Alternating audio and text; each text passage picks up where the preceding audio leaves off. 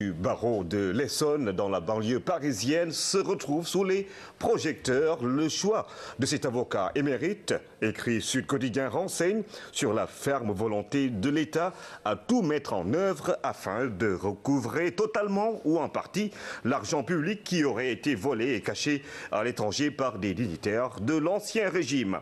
Défense des intérêts de l'État bien mal acquis, l'État, indique Le Soleil, a porté plainte en France.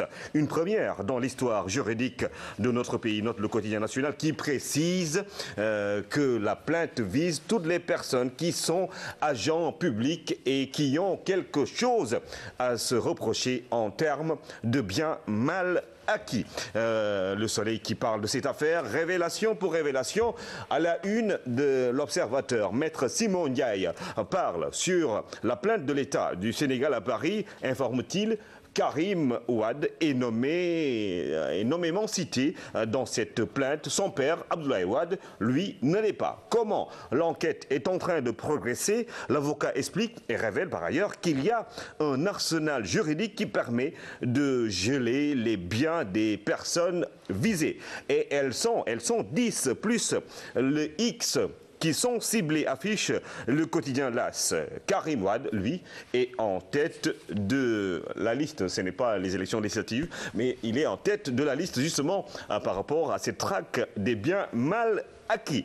Et ça se passe également, cette traque, devant la cour de la CEDEAO. Mais grosse est la bourde, écrit le quotidien, la bourde de l'État du Sénégal qui, par l'absence de ses avocats, a laissé le champ libre à ses adversaires pour dérouler devant la cour de justice de la CEDEAO à Abuja. Maître Félix Sow, renseigne le quotidien, n'a pas pu se rendre à la première audience de cette affaire qui oppose Karim Wade et 5 autres anciens ministres du président Wade à l'État du Sénégal. Ce ratage, poursuit le quotidien, fâche les autorités du Sénégal. Les plaignants Karim Wade, Samuel Sarr, Abdoulaye Baldé, Ousmane Ngom et Madické Niang étaient pour leur part représentés par 3 avocats. Le procès en cours, renseigne le journal, devra décider si la Cour de justice de la CEDEAO ordonne ou non à l'État du Sénégal de lever la mesure d'interdiction de sortie du territoire qui frappe plusieurs proches de l'ancien président du Sénégal, Abdoulaye Wade. Dans le quotidien,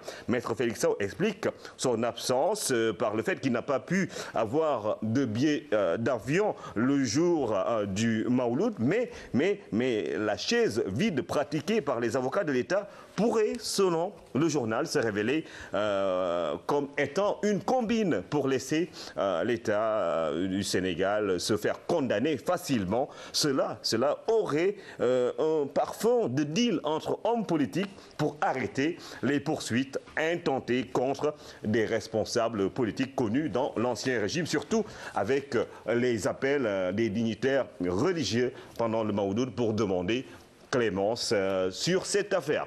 Et les taux se resserrent donc autour de Ousmane Ngom et Karim Wade. Walfadjri revient sur cette affaire mais parle des recettes budgétaires avec l'État qui met la pression sur la douane. La barre est fixée à 563 milliards de francs CFA.